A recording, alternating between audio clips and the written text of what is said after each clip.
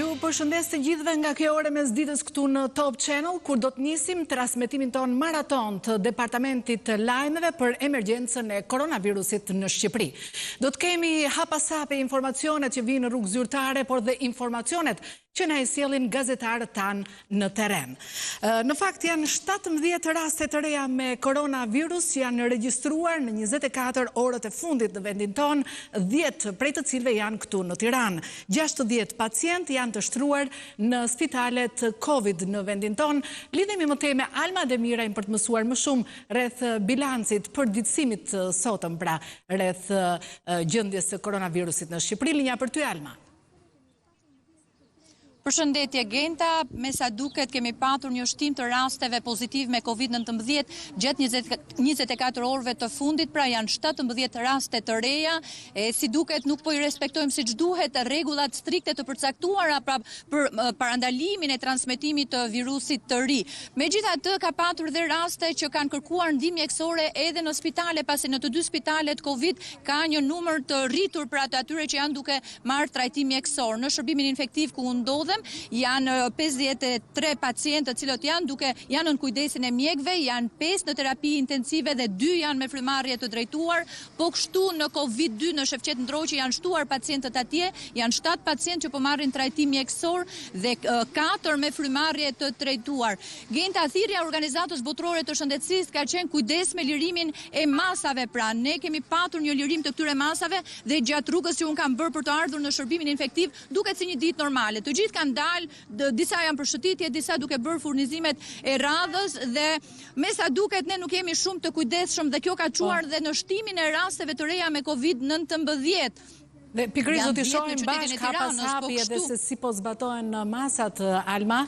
Kemi gazetarën tonë Sidoni Emergjenca në terren, por edhe gazetarë të tjerë të cilët në fakt do të na raportojnë pikërisht lidhur me masat që ti po thoshe. Më thuaj. Por në fakt Genta, po të bëjmë një krahasim të rasteve pozitiv me Covid-19 që kur u konfirmua rasti i parë në 8 mars, pra kujtoj, në datën 8 mars ne kemi patur rastin e parë të konfirmuar zyrtarisht me Covid-19 edhe pse zërat janë që ky virus mund të ketë qenë edhe më herët në vendin tonë, por gjithsesi i referohemi asaj çfarë është deklaruar zyrtarisht, ka një numër pra 433, por gjatë orëve të fundit, 24 orëve të fundit, ka patur dhe 15 pacientë të cilët janë shëruar, pra testet se u kanë rezultuar negativ dhe kanë mbërritur në 197 numri atyre që presupozohen të shëruar me Covid-19. Pra pothuajse kemi gjysmën e pacientëve të shëruar dhe këto janë të mbeten të dhëna optimiste edhe për epidemiologët, edhe pse kemi patur shtim të rasteve, sërish ne kemi në kontroll situatën me Covid-19, por gjithçka varet nga ne, varet nga qytetarët për të mos e përhapur më tej Covid-19 në vendin tonë. Dhe të dielën pra nesër është dhe dita e Pashkëve dhe besimtarët katolik kanë si traditë që mblidhen për të festuar drekën, për të festuar pra ditën e Pashkëve dhe shpresoj që nesër të respektojnë masat që janë thënë, secili të festojnë në shtëpitë e tyre në mënyrë që të evitojmë të ndërpresim zinxhirin e përhapjes së Covid-19-s, pasi edhe raste të reja janë kontakte të rasteve të mëparshme që janë deklaruar të prekur nga ky virus. Për më tepër le të ndjekim dhe të dhënat e përditësuara nga Ministria e Shëndetësisë, bërë nga zëvendës Ministria e Shëndetësisë, doktoresh Mira Rakacolli. Gjatë 24 orëve të fundit, në Shqipëri janë testuar 259 persona të dyshuar si bartës të virusit SARS-CoV-2. Dhe prej këtyre 259 vetave kanë rezultuar pozitiv 17 raste. Deri në këto momente, në Shqipëri janë testuar 3624 persona të dyshuar. Dhe numri i atyre që janë bartës apo vuajnë nga smundja Covid-19 është 433. Veten me këtë smundje e kanë humbur deri tani 23 qytetarë. Gjatë 24 orëve të fundit, 15 pacientë të tjerë janë shtuar listës të atyre të shëruarve, duke çuar tashmë këtë listë në numrin total 197, një nga numrat më të lartë në rajon. Ju informojnë se në shërbimin infektiv aktualisht janë 53 të shtruar, 6 prej tyre në terapi intensive, ndër këta 2 janë pacientë të intubuar. Ndërsa në spitalin universitar COVID-2 Shefqet Ndroqi janë 7 pacientë të shtruar. 5 prej të cilëve ndodhen në terapi intensive dhe 4 vazhdojnë të intubuar. Në total, në të 2 spitalet Covid në Shqipëri, po marrin kujdesin e tyre shëndetësor 60 pacientë.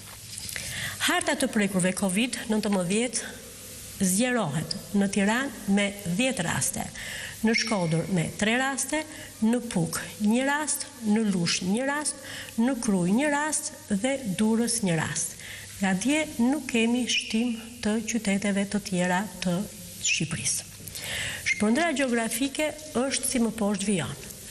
Në Tiranë numri ka shkuar 209 raste, në Durrës 39 raste, në Lushnjë 6 raste, në Elbasan 15 raste, në Fier 32, në Kavaj 8, në Rogozhin 4, në Korçë 17 raste, Vlora mbetet me 5 raste, në Shkodër ka shkuar 52 raste, në Lezhë 14 raste, në Berat 2, në Has vazhdojnë 12, në Kruj është shtuar dhe 1 rast, janë bërë 6 raste, në Tropoj 4 raste, në Puk 5 raste, në Mirdit 3 raste.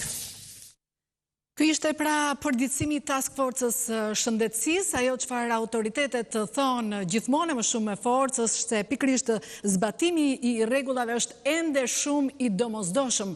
Çdo neglizhencë sjell pasoja tek të gjithë ne. Ndërkohë do të shohim sot se si po përgatiten qytetarët për 40 orët e izolimit. Një izolim pra që nis prej orës 13 të ditës së sotme deri në orën 5 të mëngjesit të së hënës. Lidhemi me Sidorela Gjonin nga tregu njësisë numër 2, linja për ty Sidorela.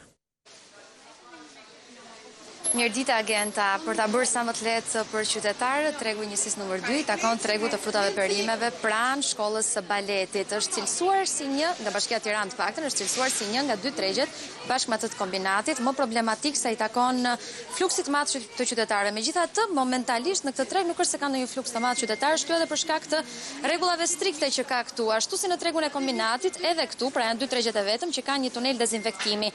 Kanë forcat e armatosura që kanë rrethuar të gjithë tregun dhe gjithashtu edhe policia bashkiake është prezente në këtë treg. Sa i përket situatës, të paktën janë të vendosura gjithashtu në këtë treg edhe pikat e verdha që tregojnë distancën prej 1 metri.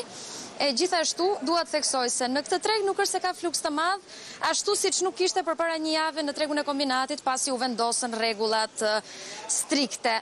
Dua të theksoj gjithashtu se ndryshe nga ditët e tjera, këtë ditë sot mund ta cilësoj pa frikë si një nga ditët me fluksin më të madh të qytetarëve që kanë dalë nga shtëpitë e tyre, të paktën nuk ndodhen në treg momentalisht, por padyshim kanë mbushur rrugët e Tiranës. Megjithatë për diçka të tillë do flasim padyshim edhe në lidhjet e tjera që do të kemi direkte me ndihmën e operatorit Ervin Buzi. Ju po shihni se si është situata aktualisht në treg, por që gjithsesi unë do doja pse jo të pyesja ndonjë nga tregtarët se sa do ta ndjejnë ndihmën e fashës orarit që është ndoshta pak më të zgjatur për ta dhe qytetarët do të kenë mundësi që të bëjnë pazar nga e hëna deri në orën 17:30 e kjo pse jo ndihmon edhe qytetarët që të kenë mundësi edhe më shumë për të shitur mallrat e tyre.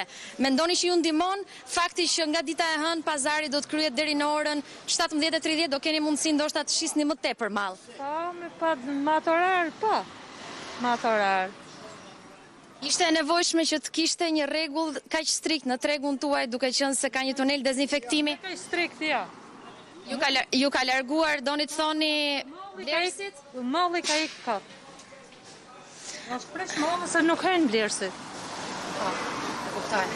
Është një shqetësim në fakt që ekzistonte edhe në tregun e kombinatit, duke qenë se rregullat janë më strikte, nuk ka atë fluks qytetarësh për të blerë mallrat e tregtarëve, për këtë arsye e llogarisni si një problematik, por ndoshta do jenë më falënderues më vonë kur të kuptojnë që padyshim i ka ndihmuar shumë ky rregull strikt edhe për të eliminuar ndonjë mundësi të prekjes nga Covid-19. Po Genta. Për të evituar si thua edhe të keqen më të madhe. Sidorela, të falenderoj për informacionet që përcollen nga tregu këtu në Tiranë. Për të frenuar përhapjen e epidemisë koronavirusit, vazhdojnë kontrollet dhe ndëshkimet e shkelësve. Do të lidhemi tani me Anila Hoxhën. Anila, sa masa janë marrë dhe për çfarë janë marrë ato? Natyrisht në vazhdon e masave të ndërmarra nga policia e shtetit po edhe forcat e ushtrisë raportohet zyrtarisht nga zyra e shtypit e policisë së shtetit se për 24 orët e fundit janë vendosur 330 gjoba me vlerën e 100.000 lekëve të vjetra ndaj të gjithë qytetarëve që janë konstatuar në rrugë përtej fashës së lejuar, sako ata nuk kishin shkaqe urgjente dhe emergjente për të dalë nga shtëpia. Gjithashtu janë hequr patentat për afatin e 3 muajve 43 drejtuesve automjetesh, të cilët qarkullonin në rrugë pa autorizimin përkatës. Por mes masave të shtuara të policisë veçanërisht për të konstatuar shkelësi që dalin nga shtëpia përtej orës 13, edhe vetë drejtoria e policisë qarku Tiranë ka marrë një masë shtesë përderisa një nga efektivët e policisë së Tiranës është konstatuar me Covid pozitive, gjithashtu janë karantinuar edhe disa nga kolegët e tij të forcave shqiponja. Për këtë shkak, policia e Tiranës ka instaluar me ndihmën e bashkisë urën dezinfektuese në cilën kushdo që kalon brenda për të hyrë në drejtorinë përfshi agjent krimesh po edhe shefat e drejtorisë Tiranës, fillimisht duhet të kalojnë nga kjo urë për të dezinfektuar. Por gjatë ditës së sotme zyrtarisht njoftohet për Top Channel se ofrohen shërbime edhe për qytetarët e për këtë shkak është vendosur një njoftim ku thuhet dhe kërkohet pa maska mbrojtëse dhe pa doreza nuk mund të afrohet shërbimi kërkuar dhe nuk do të lejohet hyrja e shërbimit dhe informacionit. Në fakt, Gjenta bëhet fjalë për shërbimin që është njoftuar gjatë ditës së sotme ndaj qytetarëve të cilët mund të vinë të tërheqin pasaportat. Ky shërbim ka nisur gjatë ditës së sotme dhe me shumë gjaz ka edhe qytetarë të cilët po presin të hyjnë të marrin pasaportën. Në fakt ky ishte një shërbim i bllokuar dhe ishte njoftuar më herët se ishte shtyr prodhimi i pasaportave. Gjatë ditës sotme ka patur shumë qytetarë që kanë hyrë për të marrë shërbimin dhe për të tërhequr dokumentin e identifikimit. Por ndërkohë, unë kisha një komunikim me kreun e Komisariatit Digital dhe numrit 112 pa pagesë të policisë së shtetit, i cili më tha dhe më njoftoi një trend të ri sa i takon telefonatave që kryen këtu në drejtorinë e policisë së Tiranës në numrin pa pagesë 112 apo edhe ata qytetarë të cilët sako qëndrojnë të karantinuar në banesë njoftojnë Komisariatin Digital për fqinjtë e tyre të cilët kanë thyer rregullat e karantinimit e madje kanë depozituar edhe foto përkatëse.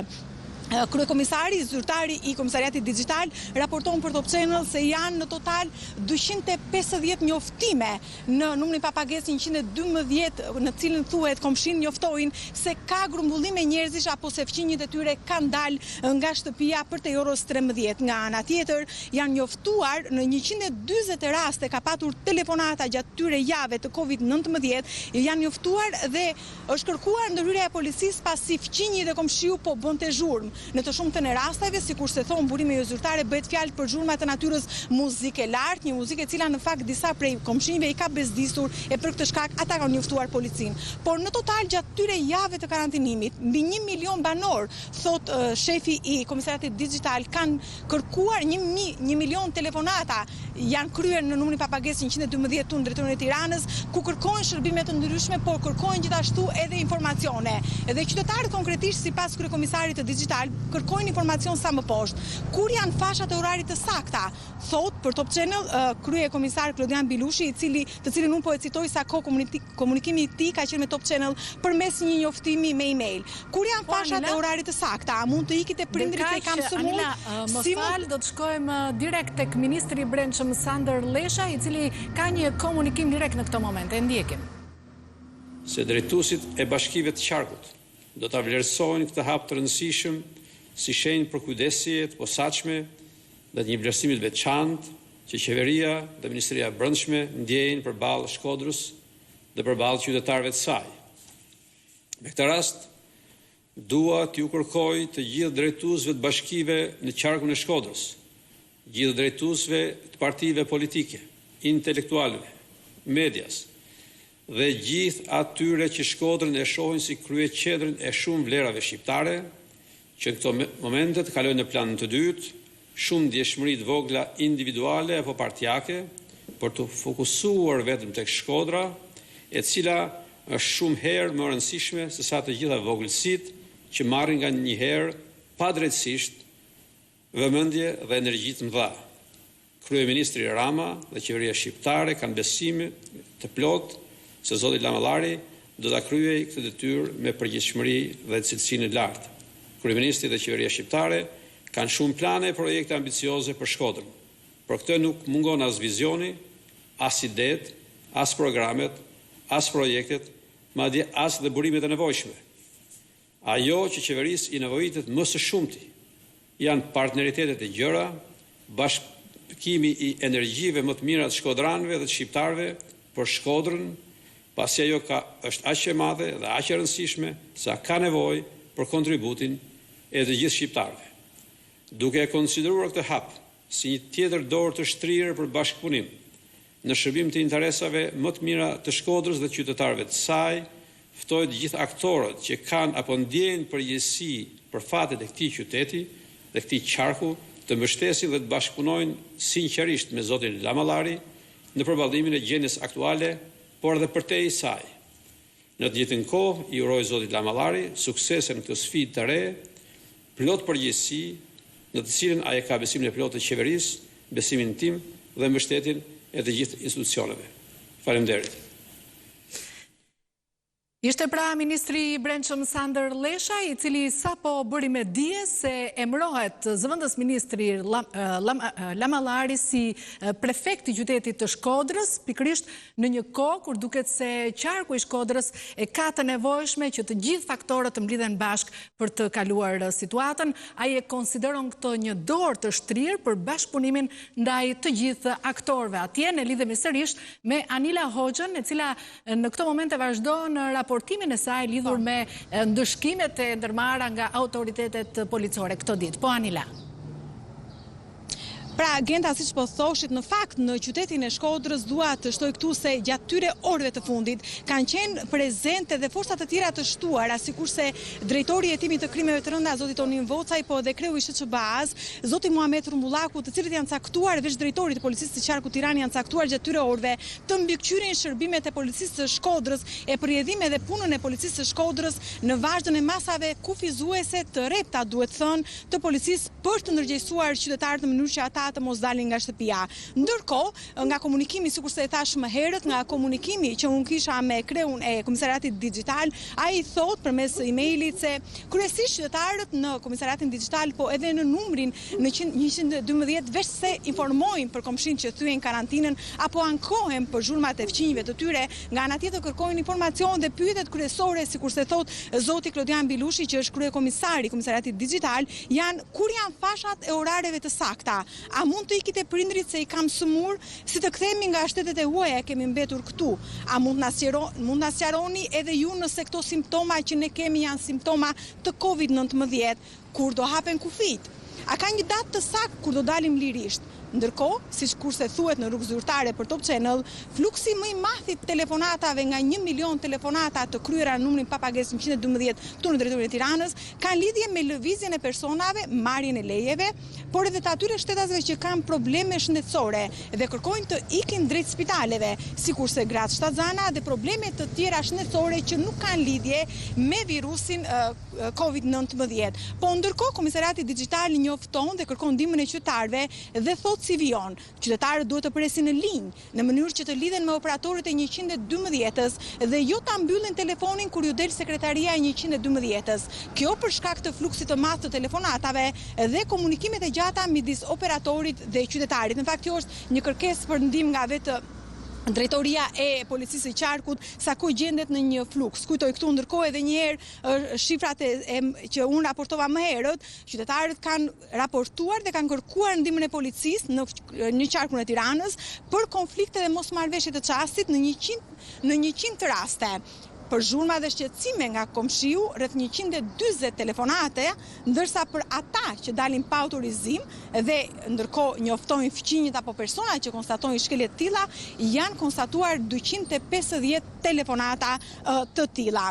Ndërkohë, Genta, unë dua të them këtu se ka patur disa raste ku janë shënuar edhe efektiv të policisë të prekur nga COVID-19. Një nga rastet ka qenë këtu në drejtorinë e qarkut të Tiranës, e për këtë shkak është vendosur dhe ura dezinfektante, por i veç kësaj edhe për faktin se ka nisur të vendosen në dispozicion qytetarëve shërbimet, sikurse janë tërheqja e dokumentave të identifikimit. Unë kisha një komunikim më herët në telefon me zyrtar të policisë kufitare, sa i takon pranon ankesave të shumta të qytetarëve, të cilët kërkojnë që të rikthehen në vendin e tyre dhe të riadesohen. Menjëherë mbasi disa ditë më parë u ndërprej edhe procesi dhe misioni i riadesimit të disa shtetazve të cilët kishin ngelur gjatë kësaj situate pandemie në disa shtetas. Në fakt ka një komunikim mjaft intensiv mes zyrtarëve dhe nuk ka ende një vendimarrje nëse do të hapet apo do të rihapet sërish procesi i riadesimit, ndërkohë që qytetarët vazhdojnë të shkruajnë dhe të kërkojnë ndihmë për të kthyer në vendin e tyre në websajtin e Ministrisë së Jashtme.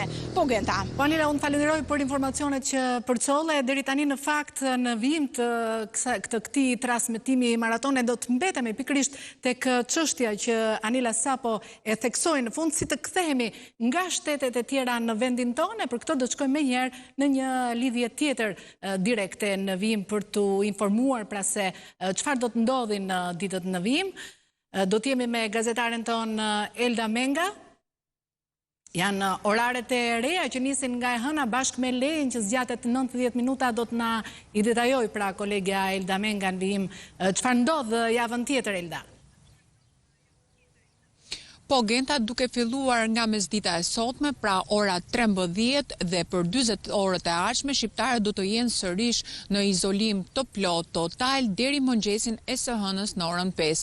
Javën e ardhshme, kryeministri ka lajmëruar masa të reja, duke zgjeruar edhe fashën e lëvizjes së qytetarëve. Pra nga java e ardhshme do të zgjerohet fasha e izolimit në shtëpi. Të gjithë personat të cilët duhet të marrin shërbimet mjekësore, pra farmaceutike, bankare apo edhe ushqimore, do të mund të lëvizin nga ora 5 e mëngjesit të së hënës deri në orën 17:30. Kryeministri Genta gjithashtu ka lajmëruar që do të ketë një zgjerim dhe lehtësim nëse zbatohen rregullat e autoriteteve shtetërore dhe mjekësore, edhe për personat të cilët punojnë në aktivitetet e lejuara ekonomike do të mund të lëvizin me automjetet e tyre private. Por kujdes Genta, kryeministri ka folur që jo vetëm 40 orët e ardhshme, por edhe 40 ditët e ardhshme do të jenë shumë të rëndësishme për të fituar betejën kundër COVID-19. Ndaj është shumë e rëndësishme që shqiptarët të zbatojnë rregullat e distancimit fizik në mënyrë që të rikthehemi jetës normale. Pra edhe për 40 ditët e ardhshme, kryeministri ka lënë të kuptohet që nuk do kemi një rikthim të normalitetit, por do kemi lehtësim të masave apo shtrëngim të tyre në bazë të sjelljes së shqiptarëve, pra se sa do i zbatojnë ato rregullat e autoriteteve shtetërore dhe mjekësore. Po ashtu edhe pse kemi një lehtësim të fashës së orareve nga ana e kryeministrit, majoranca socialiste Genta duhet të kujtojë që nuk është tërhequr nga nisma e saj për ashpërsimin e kodit penal sa i takon mos respektimin të karantinës. Majoranca socialiste ka propozuar rreth 10 vite burg për personat të cilët shkelin karantinën mjekësore dhe 15 vite burg për personat të cilët infektojnë, pra cënojnë me jetë personat e tjerë. Këto ndryshime të kodit penal parashikohen të kalojnë ditën e njëjtën në seancën plenare, e cila do të jetë e ndryshme nga seancat e mëparshme plenare të cilat kemi parë në kushtet e pandemisë COVID-19. Seanca plenare do të zhvillohet në masa të rrepta të sigurisë shëndetësore. Deputetëve në hyrje të sallës së seancave plenare do u matet temperatura, ndërkohë është mirëmenduar edhe një mirë organizim në sallë i deputetëve për të ruajtur distancimin fizik. Genta. Po, Elda, edhe në vijim të këtij transmetimi, ne her pas here do t'i bëjmë me dije të gjitha ndryshimet e masave për javën që vjen, të gjitha ndryshimet pra që do të ketë ato që ti përmende, por njëkohësisht edhe aspekte të tjera, siç ishte ai për cilën folëm pak më parë, si të kthehemi nga shtetet e tjera në Shqipëri, gjë për cilën do vazhdojmë të jemi në lidhje më tej me gazetaren tonë Anila Hoxha. Ndërkaq të falenderoj Elda, do të shkojmë tani te kolegja Juli Ristani. Ajo ndodhet me komunitetin rom në këto ditë që dhe për ata kanë rezultuar në fakt më të vështira. Si po përgatiten për izolimin 40 orësh romët, Juli? Genta, ju përshëndesim, unë dhe kameramani Renis Kele ndodhemi tek tregu i Selitës, ku jeton një komunitet prej 7.000 romësh, Genta. Janë një komunitet që zhvillojnë aktivitetin e tyre që me ndrimin e pushteteve, e regjimeve në vendin tonë. Është një treg ekzistues prej 30 vjetësh. Këtu shikojmë që në këto orë të ditës, pra gjysmore gati kur niset dhe ndalim qarkullimi, këtu në për rrugicat e këtij tregu kanë dalë të vegjël, të rritur, të rinj, të mëdhenj. Na ndihmon kameramani Renis Kele edhe një herë. Dhe ajo që kërkojnë Genta është se ky komunitet që nga politikanët në përfesta apo në për ahengje përdoret për të evidentuar këta vërtet që ashtu janë një aset, janë një vlerë për vendin ton, për kombin ton. Janë një komunitet që jeton me dinjitet dhe atë na theksuan ndërkohë që bisedonim Genta. Thoshin që nuk kërkojmë gjë tjetër veç se të trajtohemi raca jon, siç e thanë, duam që të trajtohet siç po trajtohen të tjerët, pra që të merremi në konsiderat edhe neve të ndihmohemi. Më kujtohen në fakt Juli intervistat e djeshme të cilat i ndoqëm në raportimin tënd, ndërsa sot shohim tani me kameran tuaj aty se në fakt ata janë larguar në respekt të afatit që po mbrim për izolimin e përgjithshëm, pra kolektiv. Jo, janë pak më lartë Genta në fakt, sepse ata thonë, janë gjetur pak më lartë dhe atje po na presin, sepse thonë që vërtet duam ta respektojmë karantinën, thonë ata, por ne na duhet që të dalim dhe fshehurazi po mbledhim kanaçe apo plastika, pasi ky komunitet Genta po thosha edhe më herët, po thosha që ky komunitet jeton pikërisht me këto me riciklim mbeturinash në për koshat që ndodhin afër shtëpive tona, mbahen me punën artizanale, mbahen me shitjen e rrobave në për këto tregje ku jam e bindur që një herë në jetën e tij çdo njeri prej nesh ka shkuar dhe ka bler. Juli, ndërkohë le të përfitojmë nga lidhja që kemi së bashku dhe të kujtojmë se në fakt aty nuk shohim distancim fizik, le të themi. Njerëzit janë në grupe. Fare Genta, nuk ka fare as maska. Unë këtu nuk kam parë asnjë njeri për shembull me maska apo me doreza apo që të distancojnë nga njëri tjetri, urdhëroj, ja ku i kemi. Maska zotri, po flitet me të madhe që duhet të distancohemi për të parandaluar. S'ka maska, si dhe. Në fakt, 2000 lekë maskash. Nise, maskat mund të qepen edhe vetë, zonjë. 2000 lekë, s'kena lekë, ku t'i gjem lekët neve? Si po e kaloni këtë periudhë, zonjë? Mund na të përshkruani pak të lutem, sa veta jeni në familje? Unë jam veti 10 të shtëpia, 2 familje me gjithë çunin jam. Si po mbani tani që... Asi gjo s'kena. Asi gjo, me i pako makaron, a i pako riz, këta jetojmë. Po nuk beson të hapim. I ka se ta ytë, si ka shoqata mi ka se që janë kalamajt e shkolla. S'ka se 2 qeset në ditë edhe asi gjo. Tani fillon karantinimi, tani fillon dalim qarkullimi. Do ta respektoni apo kështu rrini gjithë ditën? Për respektojmë pra. Për respektojmë për jetë e shpia, rim gjithë ditën ku me buku pa buku, rim gjithë ditën. Qarë do bëjmë tjetër? Respektojmë regull. Institucionet shtetërore, zonjë, ka ardhur njëri që të pyesi sepse... Asi gjo. A votoni ju, zonjë? Po si s'vajtojmë? Votoni, jo vajtoni, se për vajtim... Po, për gjitha, po njës pa shkëll vjen edhe shi s'kena qartë bëjmë.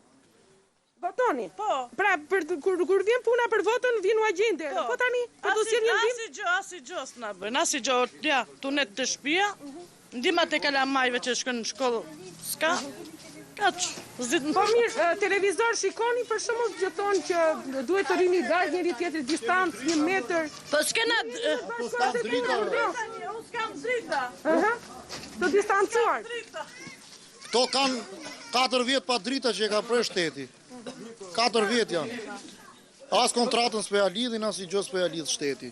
Qa kushtet të kena to, as televizor? Drita ju këtu në shtëpi? Kjo zonja këtu s'ka i e për shumë. Ka 3 vjet i kam prej drita. Drita ka nam nga 300.000 lekë po i pagojmë. Zoti e dirama, na i ka shtu... E si pak më përpara të lutem tek zonjat se kishin dhe kërkonin që në këtë lidhje direkte ta shfrytëzonin për të evidentuar problematika që shqetësojnë këtë komunitet Genta.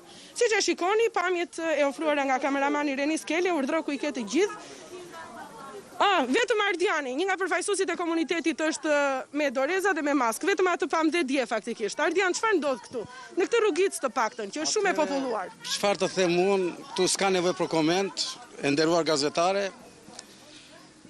Këtu gjithçka, siç po shikoni ju, është në shkretë të tirë, si ta them unë, edhe shkretë të tirë ka një farë kufije, s'ka ndonjë grip apo ndonjë virus që të vi. Nuk ka të infektuar, 4 infektuar në këtë?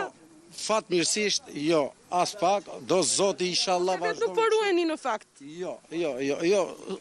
Ata mendojnë për shembull që nuk është e nevojshme. Dikush nuk ka dhe kushte për shembull, nuk ka ekonomi që ta blejë një maskë apo qoftë i par doreza. Po realiteti është që të mbrohen këta njerëz. Po nuk u mbrojtën, fatkeqësia më e madhe është po usmul një njeri këtu marrin gjithë pastaj. sëmundje. Familje shtëpit sa të mëdhaja janë këtu? Se për banor apo për antar familje ju dihet që jeni një komunitet kaq i gëzueshëm, i areshëm. Po tash pas asaj që po shikoni ju, në një familje. Sa antar ka një familje? Në një familje këtu jeton më tepër se 8 persona, 8 antar. Që një të infektohet? Një të infektohet të marrin tamam, si ta them unë, rrallë. E mira e të mirave është që të reagoj qeveria. Të reagoj Kryeministri Edi Rama, t'i bëj thirrje, që të sensibilizohen. Në forme duhet të reagoj qeveria? Në këtë formë që marrin farmacë se këtyre ju blloku aktiviteti. Nuk kanë asnjë lloj aktiviteti. Edhe këta janë të bllokuar, detyrimisht do karantinohen, brenda do myllen, se nuk kanë asnjë të ardhur. Edhe detyrimisht në mos nga virusi do t'i vijë nga uria. Edhe kjo është realiteti i ditëve të sotshme që ne po jetojmë fatkeqësisht. Prandaj bëj thirrje, po marr rastin, po gjej rastin. Asnjë nuk ka ardhur juve as nga bashkia, as nga institucionet, as nga ministritë e linjës. As ndim. Nuk e di se pse nuk reagon qeveria për këto njerëz, për këtë kategori njerëzish, për Komiteti Rom, Komiteti Egjiptian është një nga komunitetet më të diskriminuar, po quaj unë. Edhe realiteti kështu është. Pse nuk reagon? Jetojmë në vendin tonë në Shqipëri. Po flasim shqip duket. Nuk po flasim me ndonjë gjuhë tjetër. Duhet të reagojmë me pa tjetër. Prandaj i lutemi shumë strukturave shtetërore të vënë dorë mbi këta njerëz, sepse po vazhdojnë në këtë gjendje do bëhet ndonjë hata e madhe që nuk do kemi mundësi ta mbledhim pastaj. Kemi një muaj Ardian që jemi në këtë gjendje. Ardian. A është respektuar ndonjë nga rregullat për të cilat po flitet me të madhe për ditë e natë? Fatkeqësisht jo, komuniteti jonë në Rom edhe egjiptian, s'para arrin dot që të kuptoj se çfarë është epidemia. Edhe tashi ata vetëm Allahu Zoti i Madh i mbron, sepse janë njerëz hadexhi, e ke parasysh, edhe nuk do thotë gjë për shembull se janë njerëz hadexhi edhe janë me Zotin, nuk është e thënë që nuk do smuren. Unë e kam qartë se njërin nga neve do smuret nga këtu, po duhet të sensibilizohen. Paktën të bën vetë një mask ose qoftë një paldoreza. Megjithatë juve përmendët Allahun, thatë, dhe mirë bëni, sepse besimi është shumë i rëndësishëm veçanërisht në këtë kohë. Por edhe liderët fetar kanë bërë thirrje që mos hajdeni nëpër shtëpitë e Zotit, ktheheni shtëpitë tuaja në objekte kulti, mos hajdeni sepse përhapet epidemia.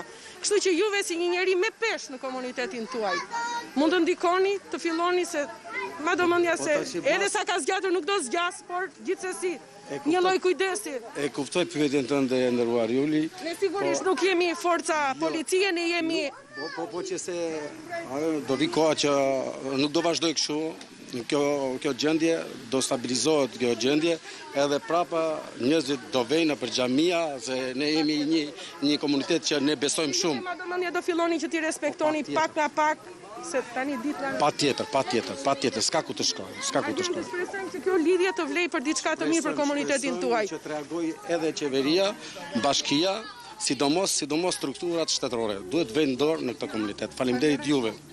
Gjenda, kjo ishte për momentin. Nga tregu i Romëve në Selit ju përshëndesim.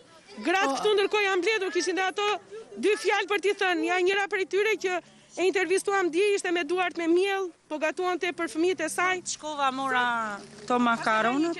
Po. Mi dha një djalë, më ka parë ke lajmet dhe erdhi shumë keq, më telefonovi. Më tha, Mirela, ajde shpejt, tha se më dhim se shumë, tha kur të pash ke lajmet, ajde tha t'jap ca ushqime dhe një 10.000 lekë. Sa do shkosh me këto ushqime, Mirela? Ja, vetëm sot. Po pastaj qa do bëhet? Qa do bëjmë, janë azuri e keq, a njëris na vjen të na pyesi fare, ne bëjmë shumë thirrje, bëjmë shumë telefonata, nuk na mirë asgjë nuk bëhet. Na the dje që na trajtojnë shumë mirë jashtë. Ku e ke provuar që ju trajtojnë shumë mirë jashtë? Kam qenë në Francë, kam qenë në Gjermani, kam qenë në Belgjik, kam qenë. Ai që mirë, kam qenë, dhe më thënë jam larguar nga e keqja, nga skamja, në azil kam qenë, po na kanë trajtuar mirë, na kanë mbajtur mirë, na kanë sjellur për çdo gjë që kemi dash neve, të gjitha dëshirat na i kanë plotësuar. E morë vesh. Këtu s'na ka ardhur njeri, s'na ka pyet njeri, ai pastaj do që të na mbrojë neve. Pse nuk na sjell maska në për shtëpia? Po e bën një maskë, e bën 7.000 lekë ai. Unë ku i kam gjetur ato parë që të shkoj t'i blej 10 fëmijëve maskat me 7.000 lekë? Ha? Pastaj na ka dhënë ai diçka neve ato që të shkojmë neve për shembull që të na mbroj, të thotë të shkojmë një herë neve atje, të pyesim një herë, të ndihmojmë, të bëjmë, ne si shohim në përfshatra i çojnë të tëra i shtymet. Po neve pse nuk na i sjellim në shtëpi ato i shtymet? E pra, ishim bashkë me komunitetin rom, me intervista mes tyre të sjella nga kolegja Juli Ristani. Ata kërkojnë më shumë vëmendje nga autoritetet në këto ditë, por në një farë mënyre edhe të vetëdijshëm se edhe vetë nuk kanë qenë shumë vigjilent për të zbatuar masat dhe rregullat e vendosura. Ne do të shkojmë tani në qytetet e tjera të vendit. Lidhemi me Shkodrën tani me Klodian Zhivanin. Klodian, sa infektime të reja ka dhe ç'lidhje kanë me rastet e mëparshme këto raste të shënuara rishtas? Po, përshëndetje Genta, kemi raste të shtuara sërish sot në qarkun e Shkodrës, kemi 4 raste të reja, një përket Pukës, ku dyshohet se bëhet fjalë për një vatër të re të infektuar. Ndërka që në bashkinë e Shkodrës kemi 3 persona, 2 përkasin familjarëve të infektuarve të ditës së djeshme, ndërsa një tjetër është një person nga Shiroka dhe tashmë dyshohet se edhe Shiroka është bërë pjesë e këtyre vatrave të infektuarve në Shkodër. Kujtojmë se vatrat më të rrezikshme të Shkodrës janë Dobraçi, janë Kirasi, Shiroka, lagja e Traçinit dhe ajo e 3 heronjve.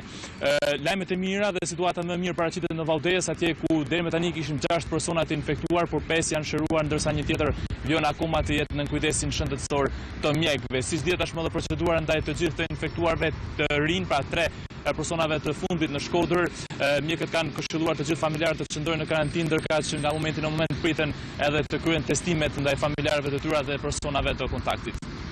Klodi, nërka që të gjithë e dim se në Shkodër është i përqendruar komuniteti më i madh katolik në vend dhe ata nesër festojnë në Pashkët. Ç'mund të na thuash për përgatitjet që po bëhen për festimet ndryshe, le të themi, të ditës nesërme? Por edhe sot në Po, është vërtet, në Shkodër besimtarët katolik po përgatiten për të festuar Pashkët, por gjithmonë në kushte e karantine, ka patur besimtarët të cilët kanë tentuar të sfidojnë edhe rrezikun ndaj koronavirusit dhe të dalin për të bekuar ushqimet dhe bukën, siç është edhe riti fetar i Pashkëve në kisha, por kisha siç dihet tashmë janë të mbyllura dhe mesazhi ka qenë i prerë ndaj tyre që kyjet nuk mund të kryhet dhe duhet që bukën dhe ushqimet i bekojnë me ujin e bekuar të cilët e kanë ata në shtëpi. Zot Angela Masafra sot ka shpërndarë edhe mesazhin e Pashkëve, ku është përshëndruar tek simbolika e Pashkëve që është triumfi i jetës mbi vdekje, ndërsa dha dhe mesazhin se forca e Zotit është më fortë se çdo virus, prandaj njerëzimi do të fitojë këtë betejë. Le të ndjekim edhe mesazhin e Imzot Angelo Masafrës. Të dashur vëllezër e motra, erdhi edhe festa e Pashkës së ngjalljes që sikur ndonjëherë këtë vit na bën thirrje me forcë për të shprehur fenë tonë në Zotin e gëzuar dhe të ngjallur. Por nga një pikëpamje më materiale dhe lidhur me situatën dramatike që bota është duke përjetuar për shkak të pandemisë COVID-19, të ripërtërishe fenë në të ngjallurin do të thotë edhe të besosh në fitoren e tij mbi vdekjen. Në fakt, ky virus i rrezikshëm ka shkaktuar viktima të shumta që me dashurinë e krishterë ja kemi paraqitur zemrën dëmshërisë së hyut në kreditimin e përditshme eukaristike, edhe pse pa pjesëmarrjen aktive të besimtarëve.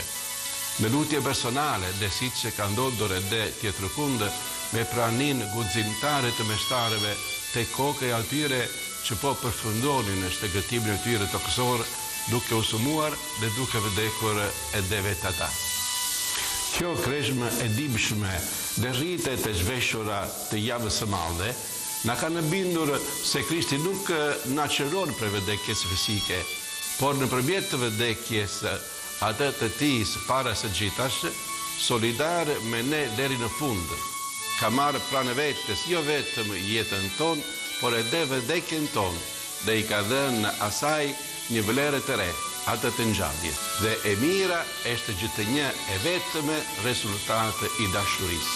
Këtë solidaritet që Krishti na ka treguar ndaj nesh, është koha që ta vëmë në praktik, duke pasur respekt për veten, para së gjithas. Pasi tafëmin mund ta duam vetëm nëse vendosim vetëm në shërbimin e tij. Kujdesi për veten në shërbim të kujdesit për të tafëmin. Duke dhuruar atë që është e mirë dhe e drejtë, duke respektuar rregullat e vëna për të mirën e shëndetin ton dhe të tjerëve.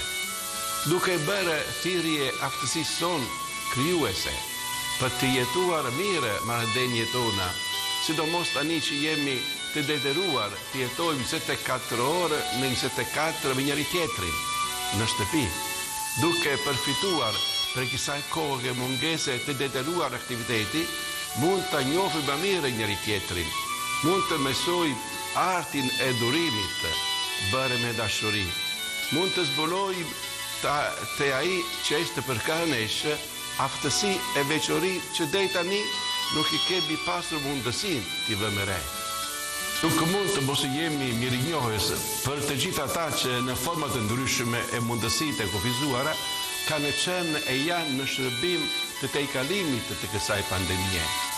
Ju jemi afër shpirtërisht me lutjen tonë të infektuarve dhe familjet e tyre, si dhe shprehim ngushëllimet për viktimat.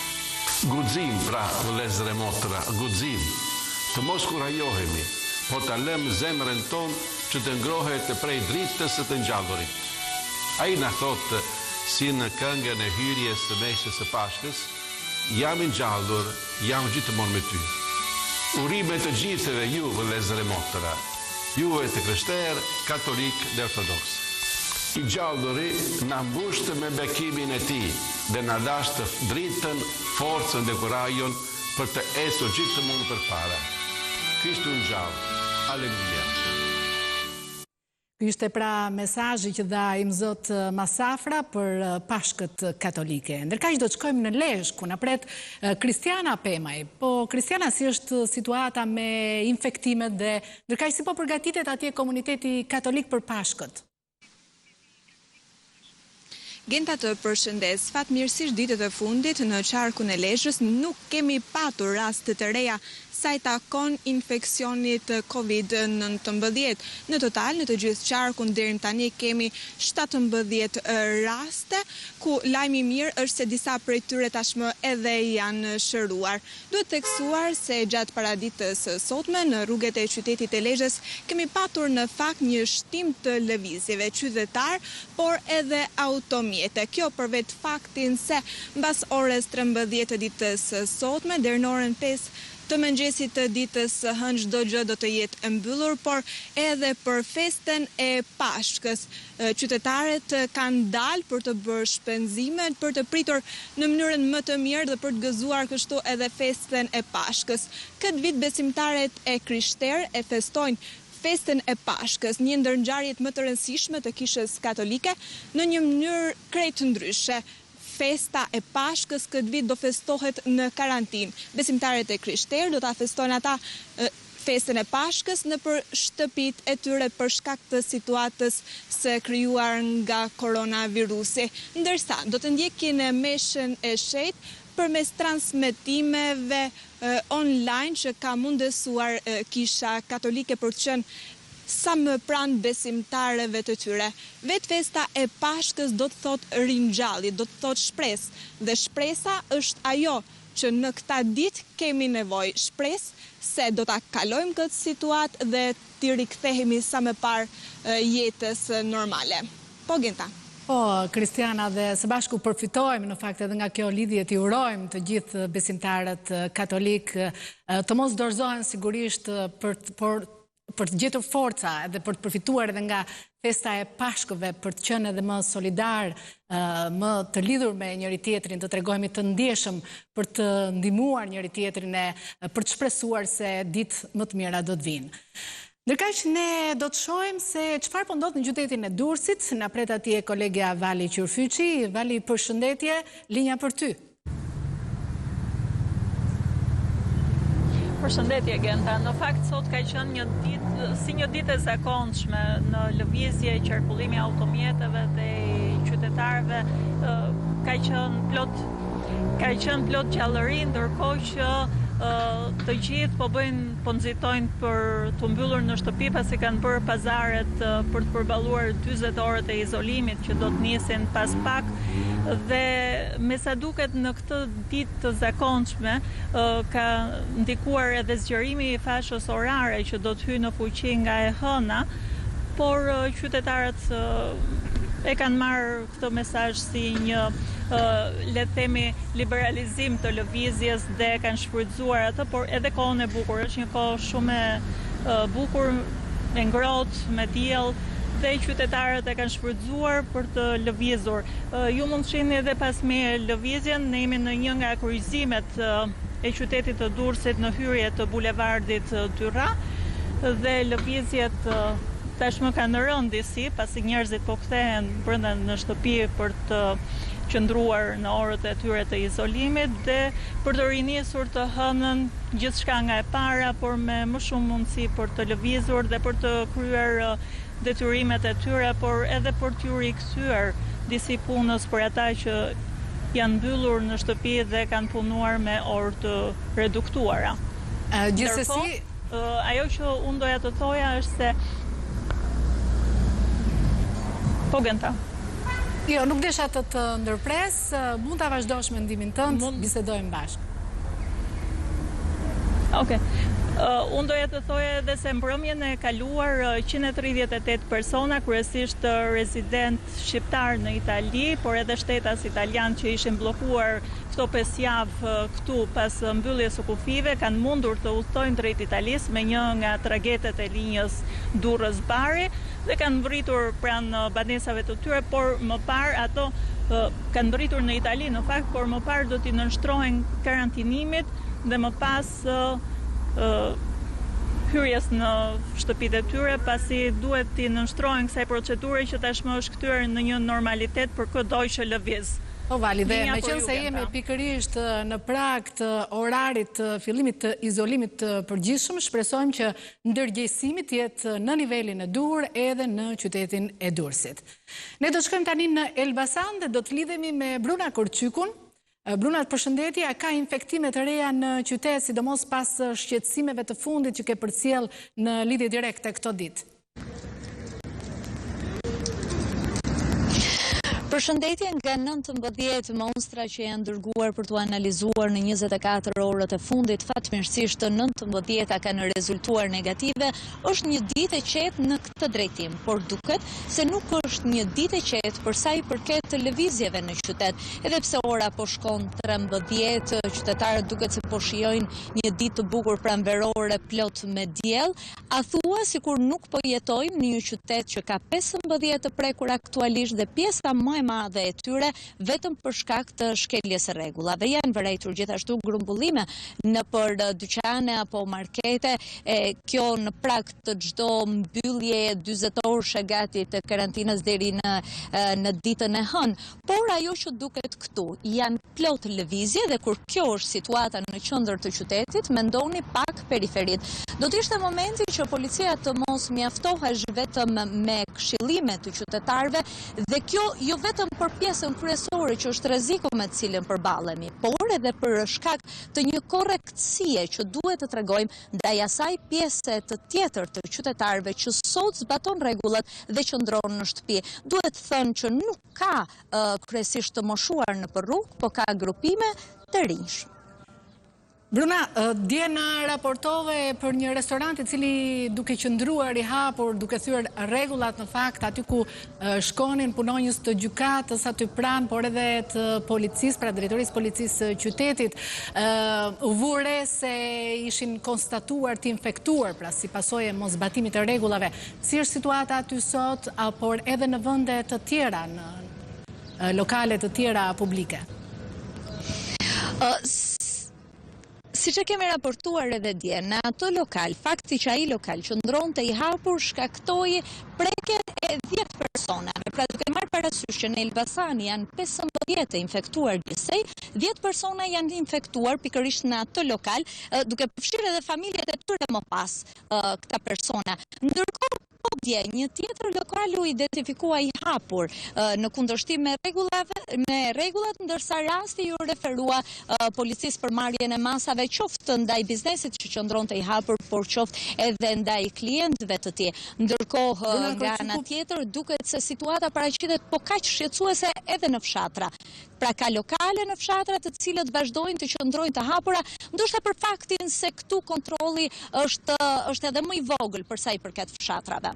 Ruan Kërçukut, falenderoj për informacionet që përcolle. Do shkojmë live tani në Gjirokastër, ku nuk ka ende asnjë rast, edhe pse atje po bëhet prej ditësh një fushat depistimi. Lidhemi me Kristina Fidhin. Kristina, si është situata në Gjirokastër? Përshëndetje Genta, situata në Gjirokastër duket ende e qetë, për aq kohë sa nuk e kemi identifikuar një person të prekur me COVID-19, vazhdojnë testimet në fakt, megjithatë situata ekonomike si në të gjithë vendin është e njëjtë edhe në Gjirokastër. Unë desha t'ju përcjell një atmosferë nga një biznes fason që është tërësisht i mbyllur këtu në Gjirokastër, dhe kam pranë meje Lirën, e cila do më shpjegoj më shumë mundi prej saj, sepse dova më parë që 45 punëtor janë pezulluar vetëm ditët e fundit, e 30 ishin pezulluar më parë, pasi ata prodhojnë çanta letre të cilat lidhen me tregun italian dhe atë grek. Lira, si e shikoni situatën? Ju vendosët ta mbyllni përfundimisht tani? Në fakt, në fakt ne vendosëm që ta pezullonim aktivitetin, duke qenë që dyqanet ku ne kooperojmë të jenë të mbyllura, dhe ne nuk dim në qoftë se ky mod që tashmë e kemi gati që të magazinuar 150.000 çanta do të merret më apo jo, sepse ne bashkëpunojmë me Greqinë dhe Italinë. Në fakt, edhe përgjegjësinë e kemi hasur që në momentin që Italia filloi të pezulloj aktivitetet e saj. Unë pash që ju kishit edhe motivet e pashkve në këto çanta. Besoni më që ato do kenë shans që të... Për çantat, sa kërket ato motivet e pashkve, për çantat që janë në Greqi, nëse pashkët e Greqisë shtyhen, siç kemi dëgjuar që flitet, mendojmë që po, por nëse jo, ato ngelen në stok. Çfarë janë kërkesat tuaja në një situatë të tillë?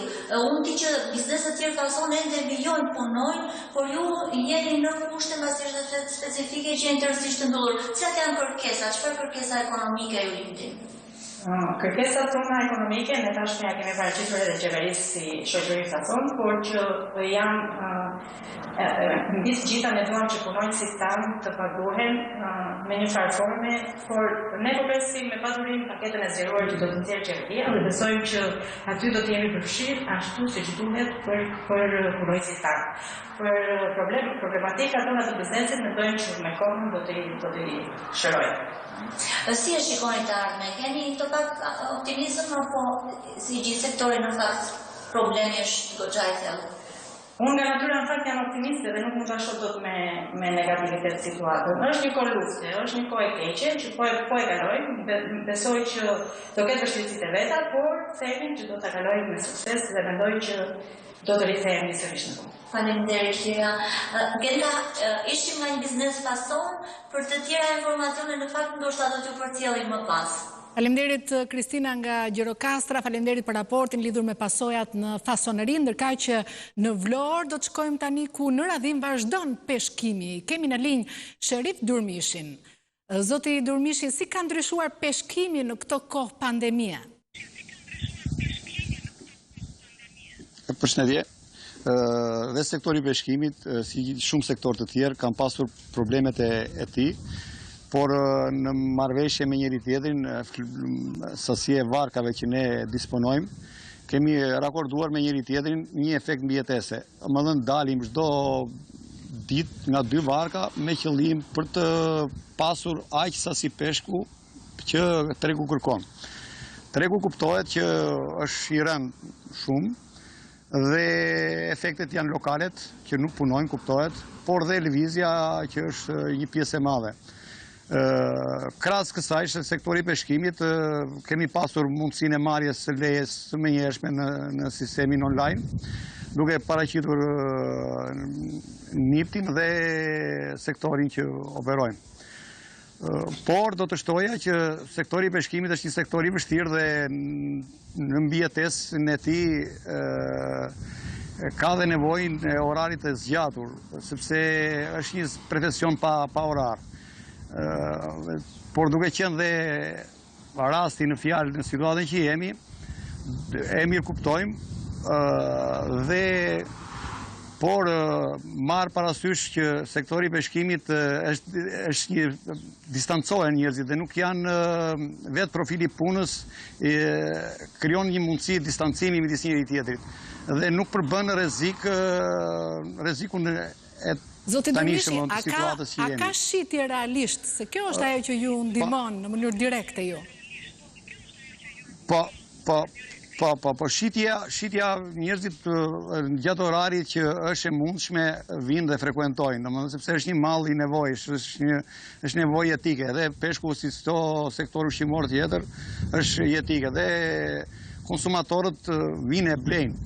Por kuptohet efekti orarit dhe efekti kohës që është e mundshme të ne të prezantojmë asortimentin tonë është i kufizuar dhe kuptohet që rënja është shumë drastike në këtë efekt. E kuptojmë dhe natyrisht hap pas hapi kemi transmetuar vazhdimisht masat që do të merren sigurisht në një rreze shumë të gjerë për të ndihmuar biznesin dhe çdo person i cili jeton në fakt në përditshmërinë e tij përmes biznesit të tij. Do shkojmë tani në Korçë, na pret Doriela Çule, e cila është në lidhje tani me mua. Ka vatra të reja Korça dhe si po përgatiten qytetarët për izolimin 40 orësh? Përshëndetje, në fakt, Korça vijon të jetë e qetë, pavarësisht se janë dërguar dhe janë testuar të tjerë persona, kanë qenë 11 tampona që janë nisur nga Pogradeci, kryesisht të personelit mjekësor të këtij qyteti, por që fatmirësisht kanë rezultuar negativ dhe Korça ngelet në 17 persona të prekur, ndërkohë që tampona janë dërguar edhe nga Bilishti, por edhe nga Kolonja, por të gjithë kanë rezultuar negativ. Ndërkohë që pak momente më parë, ndërsa po afron orat 13, janë ndjerë në qytet edhe sirenat e policisë, të cilat sinjalizojnë përfundimin e lëvizjes për qytetarët, ndërsa gjatë paradites duhet të theksojmë se kanë qenë të shumtë ata të cilët kanë lënë shtëpitë e tyre për të dalë dhe për të bërë kryesisht pazaret ushqimore, por edhe për nevojat të tjera, ndërsa tashmë lëvizja e qytetarëve është ulur ndjeshëm, janë ndoshta personat e fundit që nxitojnë për të rikthyer në banesat e tyre pasi kanë përfunduar gjitha nevojat e domosdoshme që kanë patur për të kryer dhe sigurisht që në Korçë do të nisë përsëri orari i heshtjes, le të themi, orët kur njerëzit nuk mund dalin nga shtëpia deri ditën e hënë, por që gjithsesi duhet theksuar se lëvizjet pavarësisht se ka shumë persona vazhdojnë. Faleminderit Doriela Çule direkt nga qyteti i Korçës. Do të vim tani sërish live në Tiranë. Do të ndjekim në pamje live kryetarin e bashkisë, zotin Erion Veliaj, por edhe ministren e mbrojtjes, zonjën Holta Gjaçka, që e shoqëron atë, kanë dalë të inspektojnë tregjet këtu në Tiranë pak minuta para mbylljes së orarit të lejuar për të lëvizur dhe kur do të filloj pas orës 13, pra izolimi kolektiv 40 orësh. Për të gjithë qytetarët sot që kanë treguar një bashkëpunim të shkëlqyer. Kemi qenë me Olta në 3-4 stacione gjatë ditës. Kemi pasur vetëm bashkëpunim midis policisë shtetit, policisë bashkiake dhe ushtrisë, po dhe një bashkëpunim fantastik të qytetarëve, të cilët mesa duhet kanë kuptuar që pavarësisht se ne mbyllemi për fundjavë, e hëna na gjen prapë me tregjet plot, prapë ka ushqime, prapë nuk ka ndaluar furnizimi. Kjo lloj qytetari është e nevojshme, teksa kryeministri ka njoftuar që me pikatore do lirohet pak situata, do thotë që do kemi më shumë qarkullim, do zgjatet pak koha e të bërit pazar. Ishte shumë e nevojshme që qytetarët të na përgjigjen me këtë sens bashkëpunimi që kemi pasur sot. Ndaj duhet i falenderoj të gjithë nga zemra. Në Tiranë kemi pasur një sjellje shembullore dhe me pak koordinim nga ana institucioneve shtetërore dhe me pak mirëkuptim nga qytetarët, jam i bindur që do ta kalojmë faqe bardhë të betejë. Kështu që sot diej vetëm falënderim nga zemra për gjithë burrat dhe gratë këtij qyteti që kanë qenë super bashkëpunues në këtë situatë të menaxhimit të tregjeve. Kjo na liron që pastaj të ndjekim problematika të tjera teksa tregjet janë vënë në vijë. Megjithatë, ne do vazhdojmë të monitorojmë dhe bashkëpunimi policisë shtetit, policisë bashkiake, ushtri do vazhdojnë në të gjitha pikat problematike, si për trafikun, si për higjienën, ashtu edhe për veprimtarinë e tregjes. Shumë faleminderit gjithë. Edhe unë duhet të mbështes atë që thot kryetari, është e vërtetë që duhet të falenderojmë gjithë qytetarët sepse e kanë përballuar këtë situatë, veçanërisht këto ditët e fundit, me shumë durime dhe me shumë dignitet, edhe kjo është vërtet e admirueshme sepse na e lehtëson punën gjithëve. Dua gjithashtu t'i shpreh mirënjohjen time edhe forcave të policisë bashkiake, por edhe forcave të armatosura që këtë fundjavë në fakt i gjenë në disa qindra, saktësisht në 1000 efektiv në terren, në disa fronte të vallëdimit të situatës, në 70 postbloqe në mbështetje të policisë të shtetit, por edhe disa qindra në terren duke shpërndarë ndihma për kategoritë në nevojë sot bashkë me pushtetin vendor dhe sigurisht në disiplinimin e lëvizjeve në tregje dhe në supermarkete dhe sot jemi në 17 tregje saktësisht, veçanërisht këtu në Tiranë, duke bërë të mundur, duke lehtësuar lëvizjen e qytetarëve, duke bërë të mundur realizimin apo mbështetjen e gjitha masave. Sigurisht, masat deri tani duhet ta pranojmë kanë pasur një rezultat jashtëzakonisht mirë, rezultat fantastik, por kjo nuk duhet na bëjë të humbasim vëmendjen. Mendoj që ndëshkimi i të gjithë atyre që nuk respektojnë rregullat e përbashkëta duhet vazhdoj të jetë shumë i posaçëm, qoftë me masa administrative me gjoba, qoftë me arestë me burg në varësi të veprës, por kjo është shumë e rëndësishme për të vazhduar të ruajmë çfarë kemi arritur deri tani dhe veçanërisht sigurinë e jetës dhe të qytetarëve të Tiranës në veçanti, por edhe të gjithë Shqipërisë. Kështu që ne jemi në mbështetje të policisë të shtetit, policisë bashkiake, do të jemi në terren edhe sot dhe nesër dhe gjatë gjithë kohës deri në përballimin e plotësisë. Doktor, ne sot do vazhdojmë me ndihmat në Zallbastar, që është zona më e largët e Tiranës, paketa që vjen nga rezervat e shtetit, kryesisht që targeton ata që janë dëmtuar nga tërmeti, ndërkohë janë dhe këto paketat bashkiake për ata që mund të kenë ndihmë ekonomike aftësi kufizuar, kështu që teksa kemi disiplinën këtu, po vazhdojmë dhe me solidaritetin në male. Ishim pra live me tregjet e Tiranës, aty ku siç edhe ndoqën bashkë kryetari i Bashkisë Erion Velie dhe ministra e Mbrojtjes Olta Xhaçka dolën për një inspektim dhe në fund të tij u shpreh në fakt optimist për bashkëpunimin me qytetarët, por edhe për punën e autoriteteve lokale qendrore, duke theksuar se vigjilenca është ende shumë e rëndësishme. Ne do të shkëputemi për pak momente publicitet dhe rikthehemi pas pak në transmetimin ton Maraton në Top Channel.